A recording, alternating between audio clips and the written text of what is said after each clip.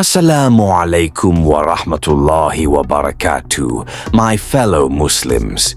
Have we ever heard about the city of Iram, a magnificent city mentioned in the Qur'an? This city was known as the City of Lofty Pillars, the center of the prosperous civilization of the people of Ad, yet it vanished beneath the desert sands. Did this city truly exist, and what lessons can we learn from its story? Let us explore together.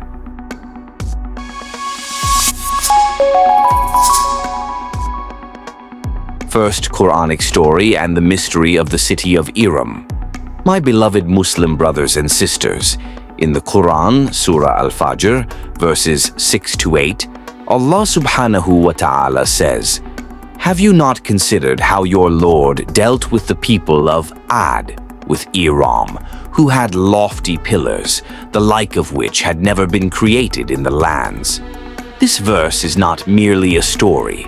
It is both a warning and a historical testimony that there once lived a people, the people of Ad, who possessed an extraordinary civilization.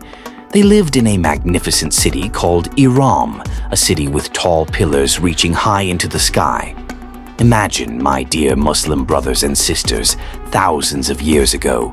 In the middle of a vast desert stood a city whose beauty and grandeur were unmatched. Strong, towering buildings, pillars that symbolized power. The people of Ad were known to have large bodies and exceptional physical strength. They did not merely live in prosperity, they were capable of building something that made them arrogant and feel invincible. But why does Allah mention them specifically in the Qur'an? Because the existence of the city of Iram and the people of Ad is not just a historical record, but an eternal lesson. This city was described as one unlike any other city ever built in the lands, meaning what they constructed was the pinnacle of civilization in their time. But at the same time, it became a symbol of how a nation so great could collapse in an instant when they forgot Allah. And what is even more interesting, my dear Muslim brothers and sisters, is that until today, the city of Iram remains a great mystery. Did it truly exist in the form of a magnificent city? Or is it merely a symbol of the vast civilization of the people of Ad? Modern archaeologists are still investigating, trying to uncover its traces in the vast deserts. So, from the very beginning, the Qur'an has invited us to reflect. A magnificent city can disappear. A great civilization can vanish. What remains eternal is only Allah and obedience to Him. 2. The grandeur and arrogance of the people of Ad. My beloved Muslim brothers and sisters, the people of Ad were no ordinary nation. They lived in a fertile land even though it was surrounded by vast desert. Allah granted them extraordinary physical strength, tall and powerful bodies, and the ability to build a magnificent city with towering pillars.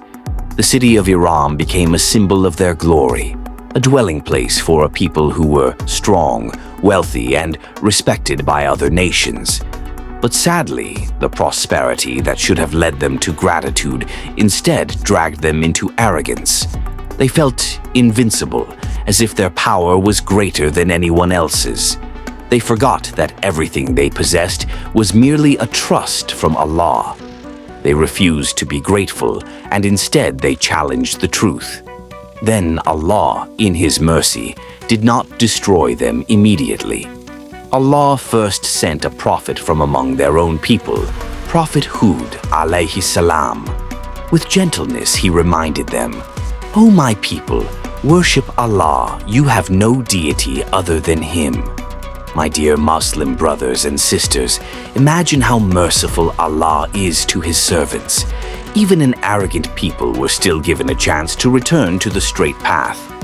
Prophet Hud called them to abandon their arrogance, to be grateful for the abundant blessings, and to worship Allah alone. But how did they respond? Instead of listening, they mocked him. They ridiculed the message of Prophet Hud. With arrogance, they even declared, "Who is stronger than us?" as if they had forgotten that there is no power greater than the power of Allah.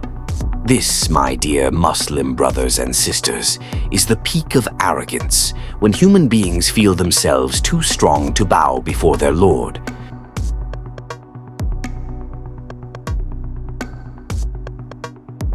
Three, the punishment of Allah and the disappearance of the city of Iram.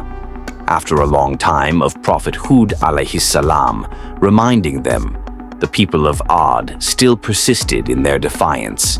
They continued to live in arrogance, believing that no one could ever defeat them.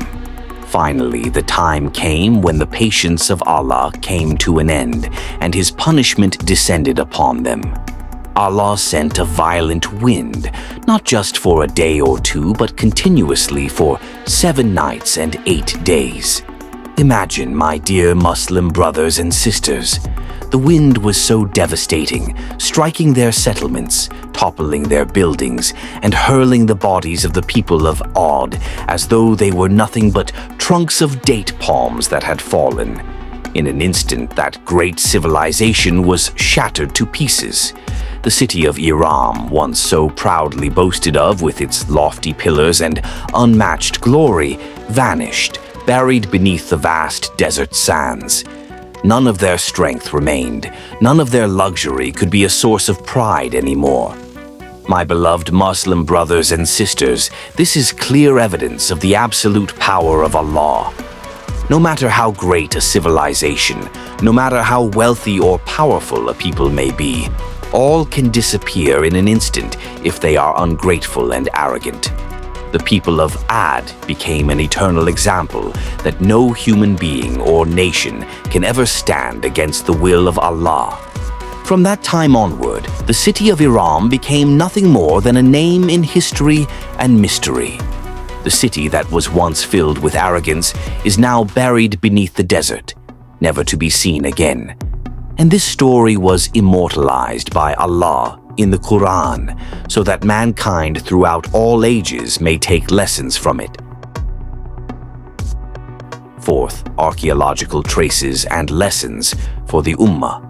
The story of the city of Iram is not only written in the Qur'an, but it has also stirred the curiosity of many modern scholars. At the end of the 20th century, researchers conducted explorations using NASA satellite imagery. From those studies, they discovered ancient traces in the region of Oman, specifically at the site of Shisr, which some have referred to as Ubar. There, remains of old fortresses, ancient trade routes, and a large sinkhole caused by the collapse of the ground were found. Some researchers argue that this place could be one of the remnants of a lost civilization, perhaps connected to the story of the people of Ad. However, my dear Muslim brothers and sisters, until this day, archaeologists have not found definitive evidence that this is truly the city of Iram mentioned in the Qur'an. Its mystery remains unsolved. And here lies the true wonder. The Qur'an had already spoken of this people thousands of years ago, long before modern science attempted to uncover it. What is written in the Book of Allah is not mere tales, but a real and everlasting reminder. The lesson is very clear for us. No matter how great a civilization, no matter how wealthy mankind may become, all will perish if it is built upon arrogance and forgetfulness of Allah. The story of the people of Ad and the city of Iram is an ibra for Muslims throughout all ages, that we may always remember that true glory does not lie in wealth, nor in magnificent buildings or physical strength, but in obedience to Allah subhanahu wa ta'ala. My beloved Muslim brothers and sisters, the story of Iram and the people of Ad is not just a tale of the past. It is a priceless lesson that no matter how powerful mankind may be, and no matter how advanced worldly civilizations may become, all will collapse if they are not built upon faith and obedience to Allah.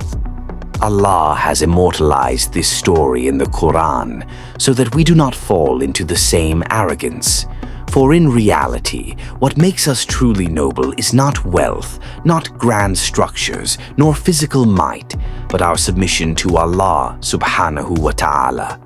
May this story serve as a reminder for us all to remain humble, grateful for His blessings, and never neglectful of our duties as His servants. Wassalamu alaikum wa rahmatullahi wa barakatuh.